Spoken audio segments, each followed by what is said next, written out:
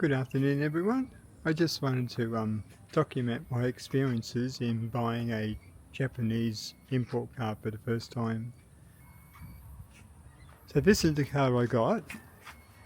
It was bought at auction in 2023 and then I bought it in 2025.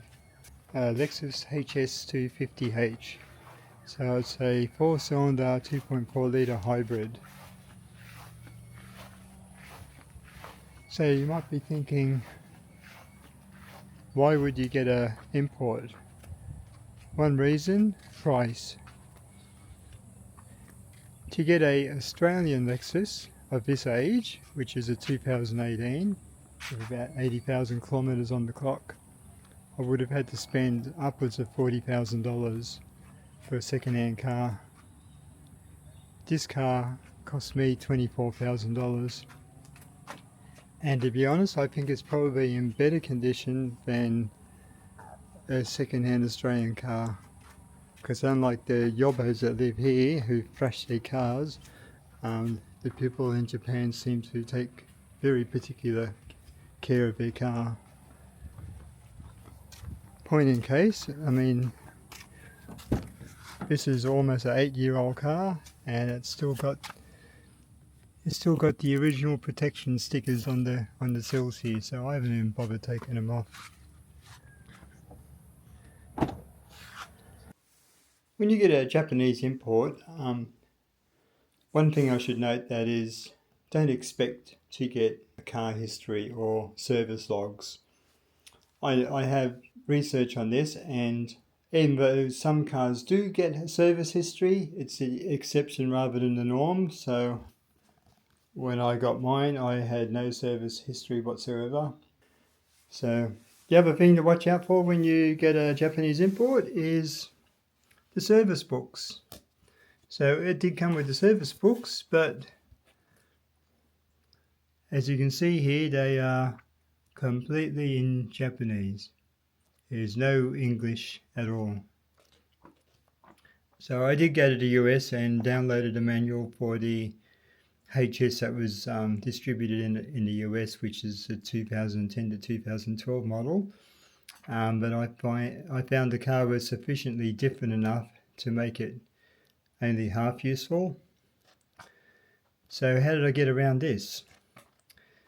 What I did is I could not find a manual, a PDF manual for the year model car that I had at all. So I went to Google Translate and I did a Google search for manual for 2018 Lexus HS 250H in Japanese. So I did a Google search in Japanese for that term, and sure enough, I come back with a whole bunch of results in Japanese. And the first one was the official Japanese Lexus website in Japanese. So from there, I was able, using Google Translate camera feature, I was able to work out where the manual for the 2018 HS was. So I downloaded all of those manuals, the navigation manual and the user guide, again in Japanese. So after that, I found an AI website that actually did translating services. So you had to pay for it. It wasn't much. I think it was less than $15. And you could provide it a Word document or a text file or a PDF file or whatever. And it took hours to do it because I think the main book is about 500 pages and the other one isn't much smaller.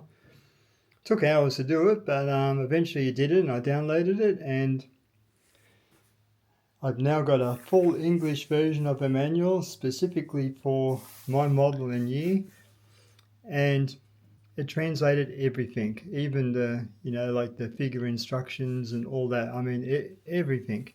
The only thing it didn't translate was some of the text in the images, but it did a good job of translating some of those images as well. So I don't know how it did that, but it did.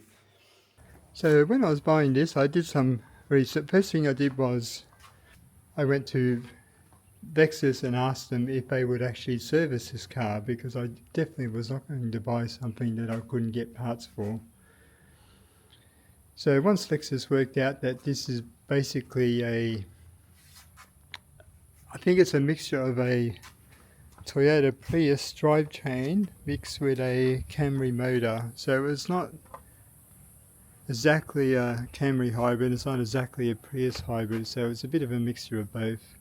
So from what I understand, it's got the electronics of a Prius, but the much bigger motor of a Camry. So luckily for me, because the engine's basically a Camry engine, I have no trouble servicing it here. I've already had it serviced once. It was quite cheap. I think it was like $375 for the yearly service, so quite inexpensive.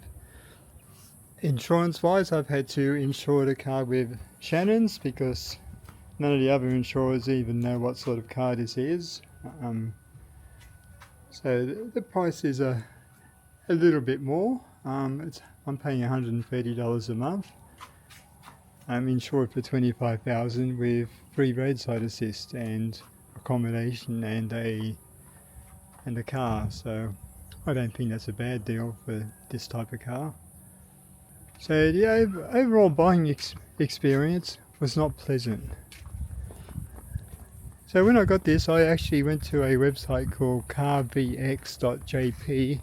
It's where you can get a history of all the cars purchased through auctions in Japan. So I've got another film on that which I'll just insert here so you can see how that works.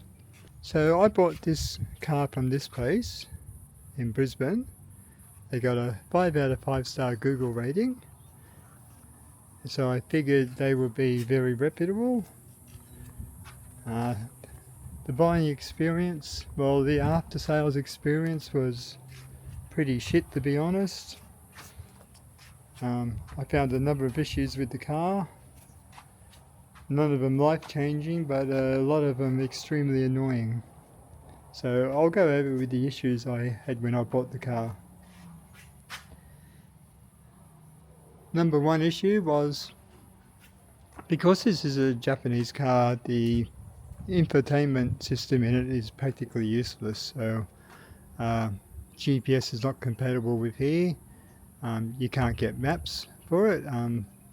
They're on a little SD chip, I'll show you. They're just not available here and you can't get them for Australia. So there's a little SD card in here for the maps, and the other one you can put music on it. So that's nice and handy. So anyhow, part of a sale was they would modify the head unit to have a CarPlay compatible device in it. So it's just basically it's an electronic circuit board that you put under the dash and you piggyback it onto the head unit. So the only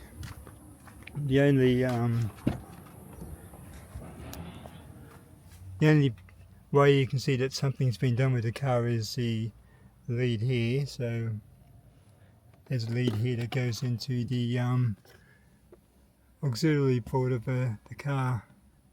Yeah, so this lead goes in the auxiliary port. So that's the only visible part you can see about the entire installation. Anyway, they promised they were going to put that in. It was actually written on the invoice as well, and I had no end of trouble trying to get them to actually do it. I rang and I rang and I rang. Kai kept blowing me off, telling me it's on order, because it looks like they were trying to get the cheapest shit they could get from China. I'm pretty sure they didn't even pay $50 for it. Anyway, he got so sick of me asking him for an update that he gave me the number of electricians. So I started ringing the electrician and he just gave me the same thing. It's on order, ring back in 2 weeks, ring back later. So after 3 months of this, I got really sick of asking all the time. So I just went on their website and left a 1-star review. And guess what? One day later, I couldn't get served quick enough. So they were begging me to take down that review. And in exchange for that, they would get me the CarPlay unit straight away. So in hindsight, at that stage they hadn't even ordered it. They were just lying to me. So just hoping I would forget and go away. So then they actually did order it then. It took another 2 weeks to arrive in Australia, and they installed it. So that's all fine. So I guess one of the morals here is, if you be very dubious about a business that has lots of reviews and every single one of them is a 5-star, because I gave this company a 1-star rating, and all the work that they did for me was on the promise that I would remove my rating. So just beware, there's a lot of censorship and manipulating going on behind the scenes with these ratings. So that was issue number 1. Issue number 2 was, because this car was sold at auction in 2023 and I bought in 2025, it's basically been sitting at the dealers for almost 2 years. I mean, that's a long time.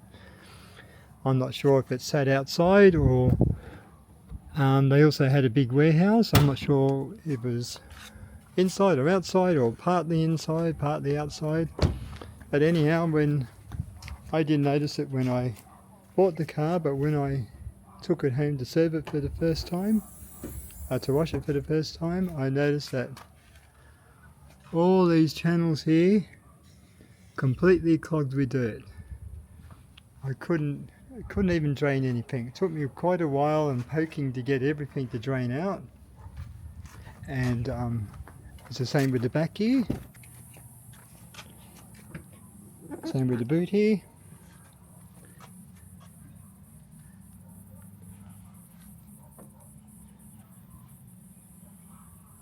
This lip here was clogged almost to the top with dirt and this funny, strange white powder.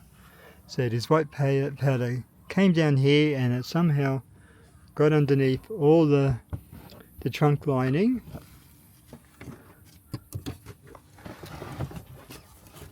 So this trunk lining got over all this and it started corroding it.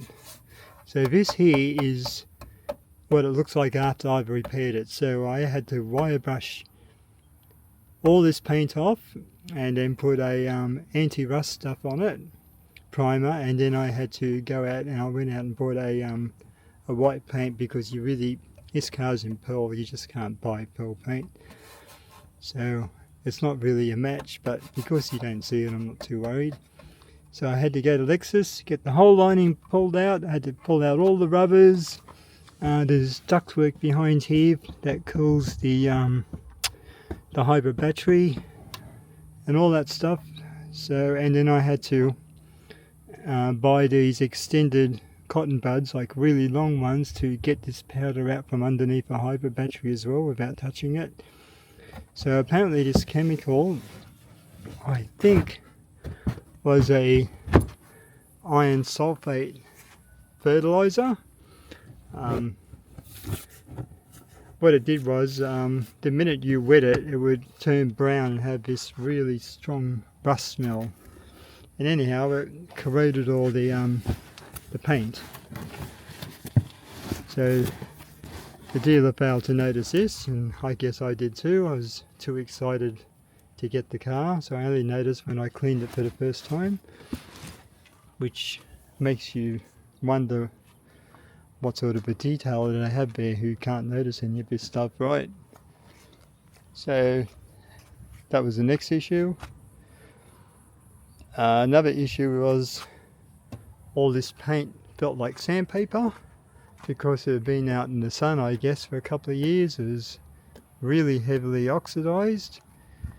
It did look okay until you touched it, and then it felt like sandpaper. But I've had cars before, so I've got it really nice and smooth and shiny now. All I needed to do was just clay bar the car twice, so that wasn't a big issue. But that's only because I've dealt with this before, so I knew what the solution was. Yeah, so all in all, for a car that costs 25,000, you would think it would be perfect, and the dealer would provide a perfect car. So another little con the dealer did when they gave a car roadworthy, and the tyres did look, they were Bridgestone tyres, they did look roadworthy. And then when I got the car serviced the first time, the guy put it up on the hoist and he told me that these tyres are not roadworthy, because right on the edge on the back here of both front tyres, the metal fabric was starting to come out. That's how, so they were really badly needing a wheel alignment, and they really tilted the wheels, so they were, and if you put your hand in, you can't really feel it, because it's only right on, it's only if you put your hand in all the way and feel it, you could tell. So I needed to get 4 new tyres, so that's almost $1,000 expense there. So I got some Yokohama Advan Flever tyres. Makes an absolute huge difference to the way the car drives.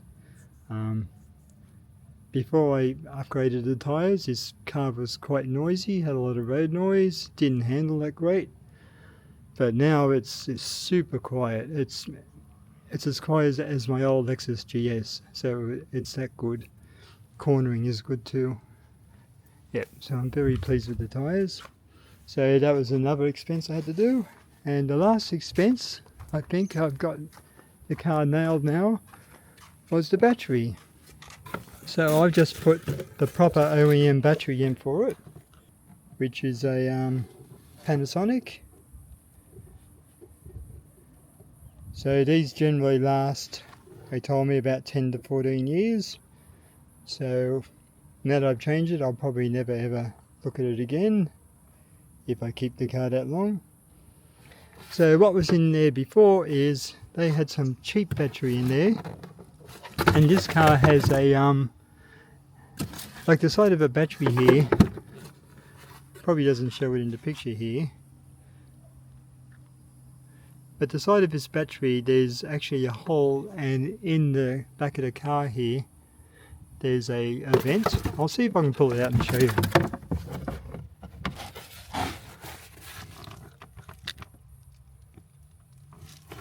Yeah, so you see this car here, this is like an exhaust vent. So the cheap battery they put in didn't have an exhaust vent, so, and there's also a temperature sensor on the positive side, so it makes you wonder what's going to happen if a battery overheats. Where's the heat going to go? So that was my main concern. And also, because this car's been sitting around in a lot for 2 years, I'm guessing the battery probably would have only lasted another year anyway, so there's another additional expense. Another thing I've noticed with probably more with a later model Japanese import, is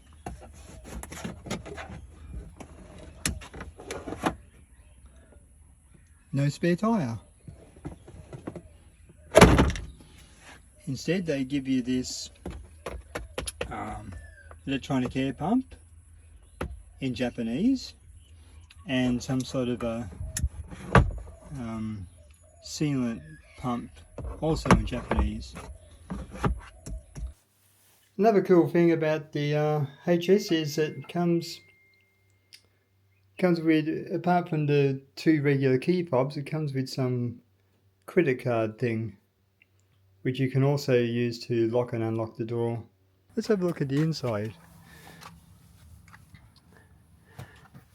So this probably looks very similar to the original HS, which came out in 2010. So this is the top spec model. It's got everything on it except lane keep assist.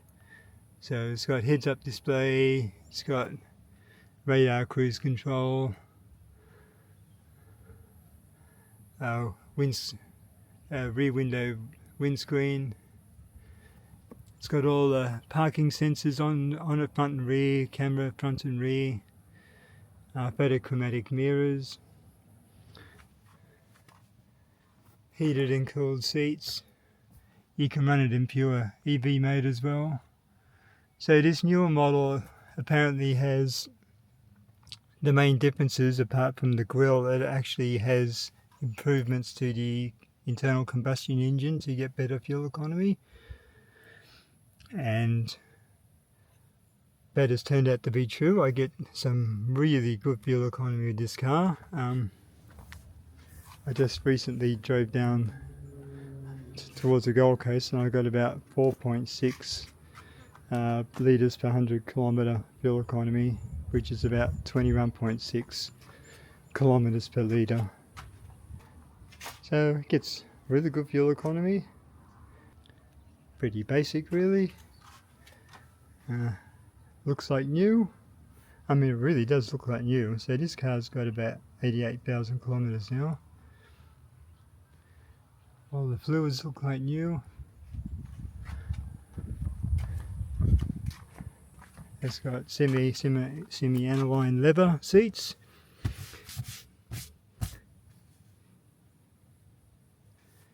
So the seats pretty much look like brand new, except for that wrinkle there.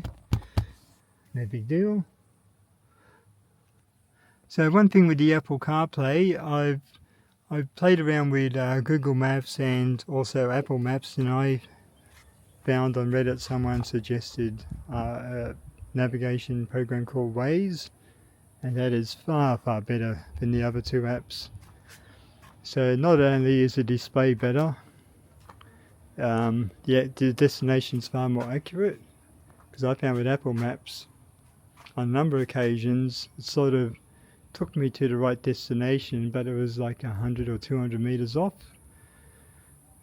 which was actually pretty disappointing. So this one was exactly right. Good thing is it gives you alerts if you go over the speed limit. It starts beeping at you.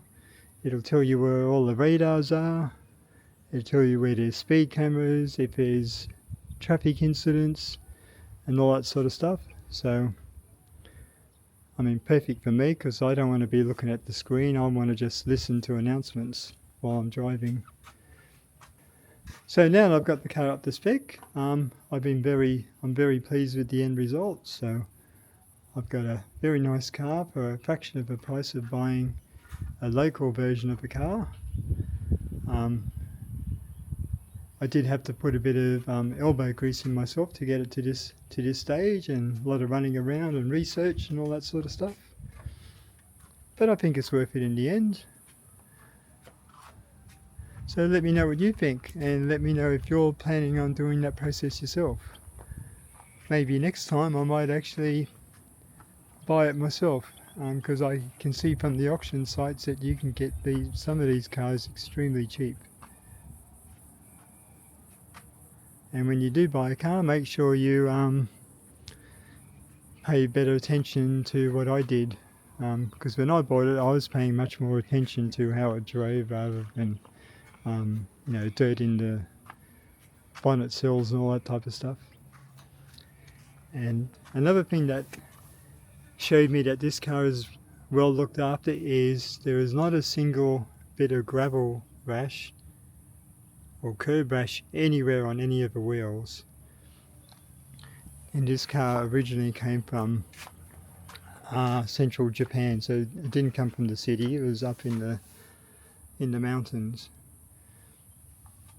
Yep, so let me know what you think, and thanks for watching.